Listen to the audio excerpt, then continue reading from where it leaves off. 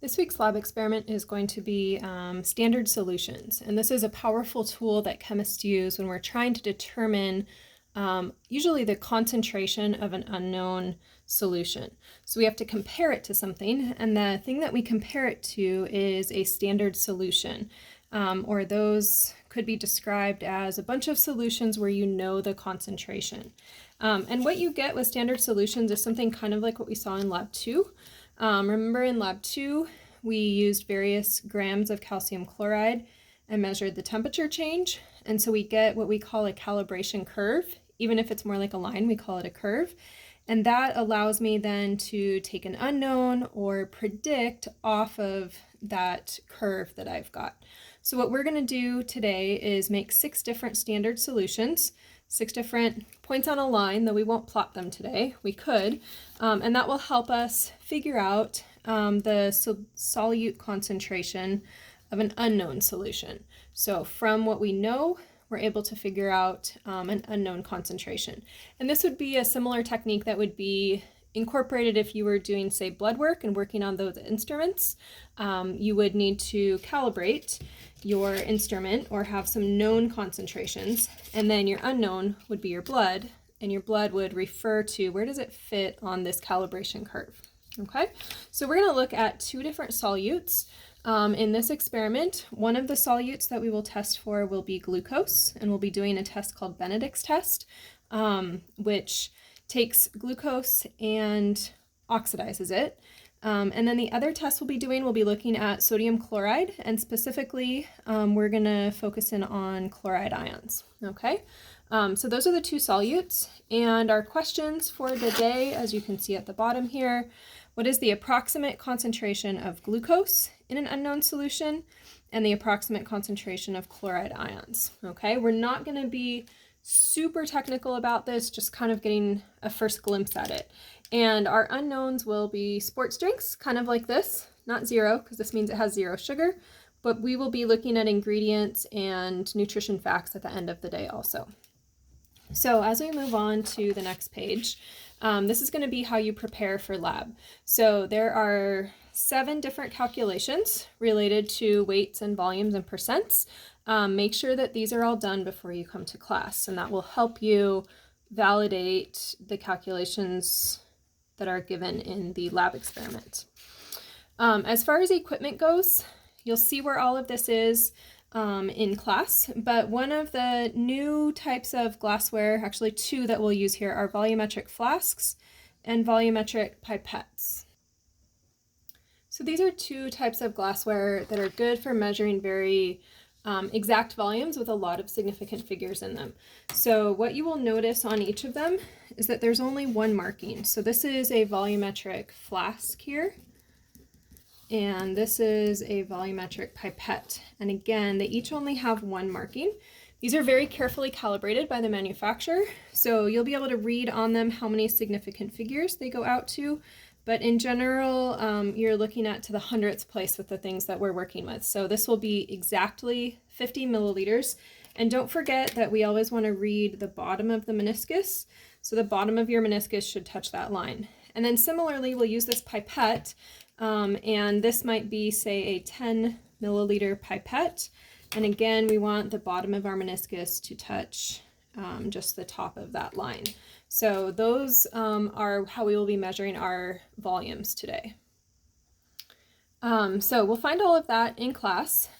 Safety notes, keep your goggles on, good shoes. Benedict's solution is basic. Remember, that feels slippery, so if you get it on your skin, you want to rinse that off with a lot of water. And then as far as waste, for those of you that end up doing part E, that's where we have the silver nitrate, or AgNO3. We want the silver to go into a designated waste container. So from there, we're going to see a lot of steps in a moment, but this is a summary of what your experiment's going to look like, okay? It's going to take some work to make all of your solutions. So this will be parts A, B, and C. You're going to make 6 standard solutions, plus water will be a negative control, so that will make 7. And then once we have all of those prepared, then in parts D and E, you will test the solutions for the solute, okay?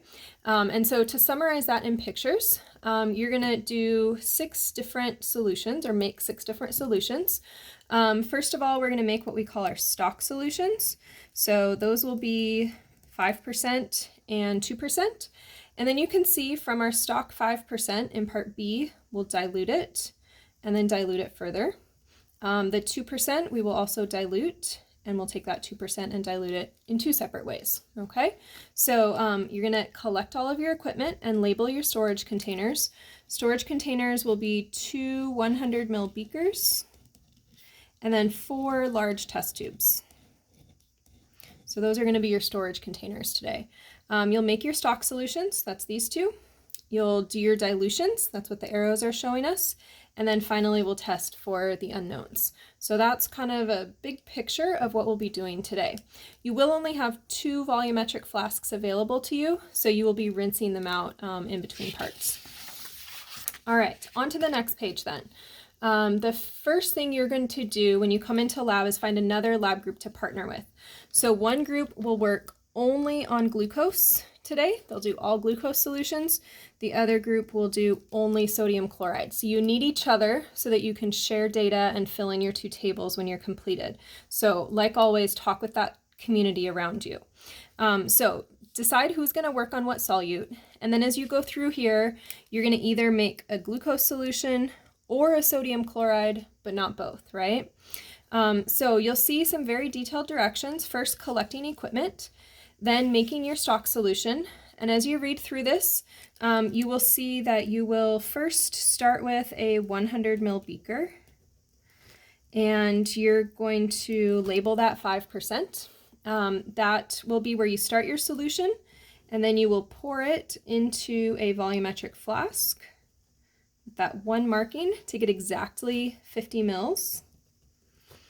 And then once you've got that solution made, it's going to pour back into the beaker to be stored, okay? And then you will find that you will do the same exact thing for your 2% stock solution. So you'll start mixing it up in the beaker.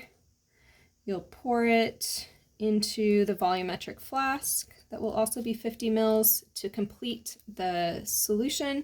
And then you'll pour it back into the beaker to store it, okay? So you'll have 2 beakers at the end of part A. Then you'll move on to part B and to part C, which is going to be dilutions. So taking those stock solutions from up here and making them less concentrated. So you will follow all of those directions to make a 1% solution, to make a 0.1% solution, and if I keep going, you will also follow those directions to make a 0.4% solution and a 0.2% solution. So that will be a total of 6 solutions, okay? Now, when you get to this point, parts D and E, part D is for glucose and part E is for chloride ions. So you will only do D or E depending on which solute you and your other group decided on.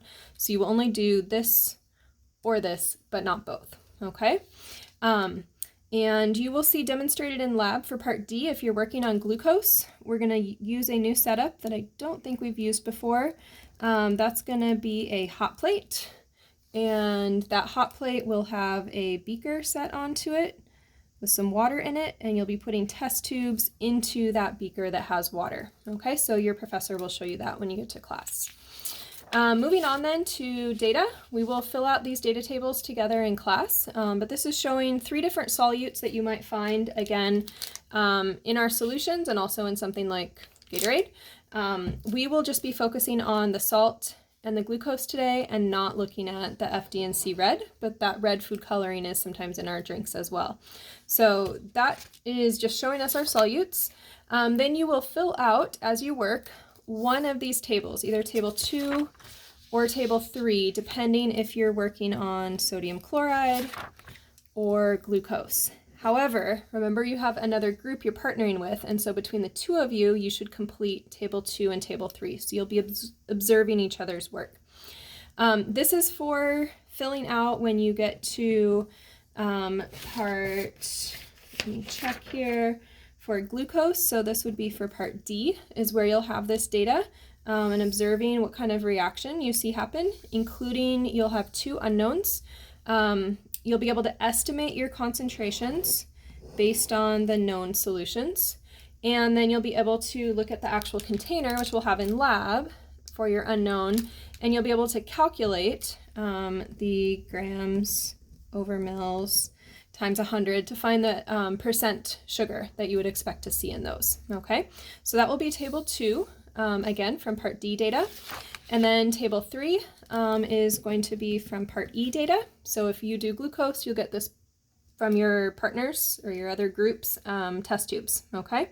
And so this will be for sodium chloride, and then you will estimate in your unknowns what the chloride concentration is, okay? So here we're just looking at what's the chloride concentration.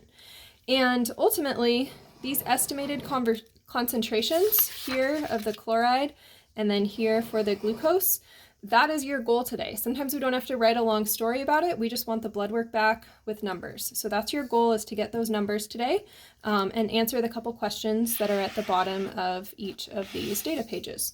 All right, so that is your lab for today.